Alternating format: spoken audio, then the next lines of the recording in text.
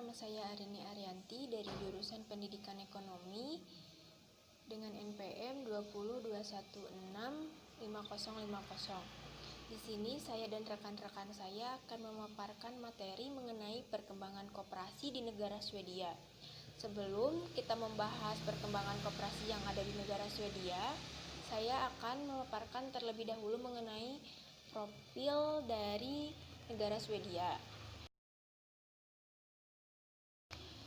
Negara Swedia adalah sebuah negara yang terletak di benua Eropa bagian utara.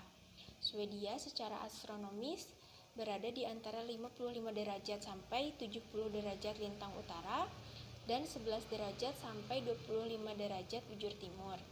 Sistem pemerintahan yang dianut oleh negara Swedia ialah sistem pemerintahan monarki konstitusional parlementer, yaitu sistem pemerintahan yang kepala negaranya adalah seorang raja, sedangkan kepala pemerintahannya adalah Perdana Menteri. Beda halnya dengan negara Indonesia yang sistem pemerintahannya presidensial yang dipimpin oleh presiden.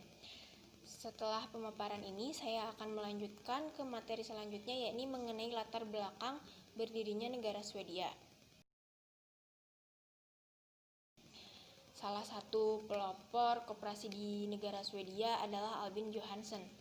Tidak hanya terlibat aktif dalam koperasi, tetapi dengan posisinya sebagai pejabat pemerintah, dia juga memberikan kesempatan seluas-luasnya kepada koperasi untuk tumbuh dan berkembang di Swedia.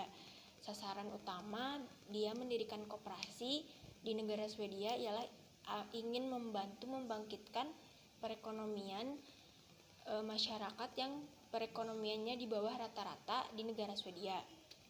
Kemudian dilanjutkan pada tahun 1911, gerakan koperasi di negara Swedia ini berhasil mengalahkan kekuatan perusahaan besar.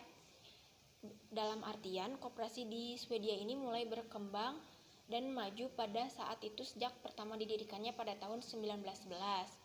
Kemudian dilanjutkan pada tahun 1926, koperasi juga berhasil menghancurkan monopoli penjualan tepung terigu yang dimiliki perusahaan swasta. Kemudian, pusat koperasi di Swedia bisa kita sebut dengan Swedish Cooperative Center yang bisa kita singkat dengan SSC. Nah, gerakan SSC ini, koperasi yang ada di Swedia ini juga bersamaan dengan berdirinya gerakan koperasi di Swedia pada tahun 1998. Sekian pemaparan materi dari saya.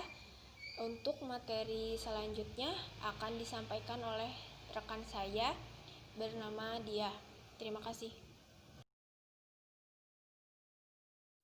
Assalamualaikum warahmatullahi wabarakatuh. Perkenalkan, nama saya Dia Nur Fauzia dari kelompok 1 dengan NPM 2216570 akan menjelaskan mengenai perkembangan koperasi yang ada di Swedia. Setelah koperasi muncul pada tahun 1911, kemudian eksistensinya kembali diperlihatkan lagi pada tahun 1926.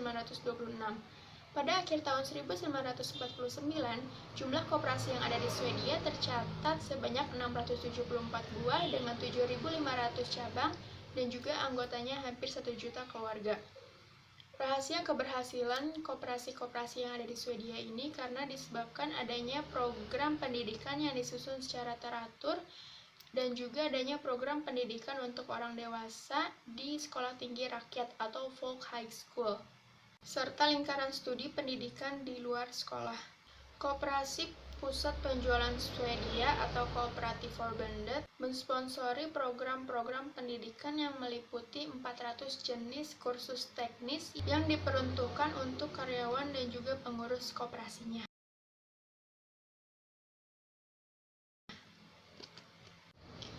Selanjutnya, tujuan koperasi yang ada di Swedia. Tujuannya yaitu untuk memberikan masukan dan meningkatkan taraf kehidupan wanita dan laki-laki miskin serta peran mereka dalam membangun negara. Membangun usaha melalui kerja sama dan juga berkolaborasi yang saling menguntungkan. Itulah prinsip yang dianut oleh SCC atau berkooperasi tanpa batasan, Cooperation Utan Grenzer. Visi organisasi SCC sendiri adalah dunia terbebas dari kemiskinan dan juga ketidakadilan. Sekian dari saya. Wassalamualaikum warahmatullahi wabarakatuh.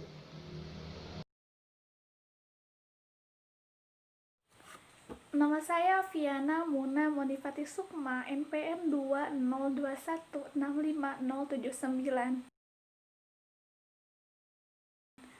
Koperasi Swedia saat ini, dilihat dari akar sejarahnya, pembentukan koperasi Swedia tidak lepas dari hubungan antara koperasi di bidang manufaktur dengan koperasi di bidang konsumen.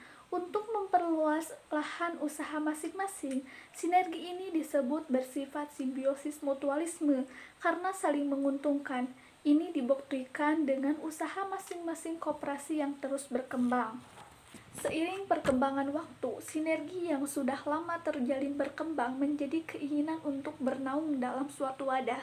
Puncaknya terjadi pada 2 Mei 2017, di mana perkoperasian Swedia memasuki babak baru, Spec Corporation. Pendiri koperasi baru ini tidak main-main karena diinisiasi oleh komunitas terbesar di bidangnya masing-masing, seperti Federasi Petani Swedia (IRF), The Swedish Corporation Union (KF), Koperasi Perumahan HSB Cooperative, dan KFO. Perkembangan usaha koperasi memberi pengaruh bagi pertumbuhan ekonomi negara Swedia.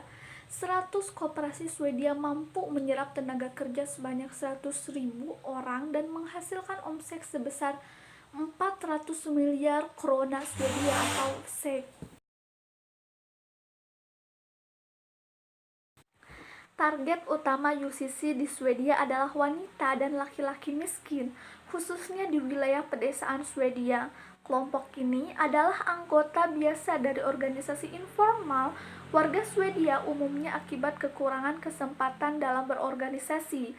Untuk itu, SCC bekerja secara partnership memberikan dukungan mobilisasi dan pengetahuan dari dasar keorganisasian untuk anggota dengan tujuan untuk meningkatkan kehidupan masyarakat miskin. Dengan alasan tersebut, SCC juga bekerja mencetak opini dan dukungan publik yang menguntungkan pembangunan yang mendasar bagi masyarakat.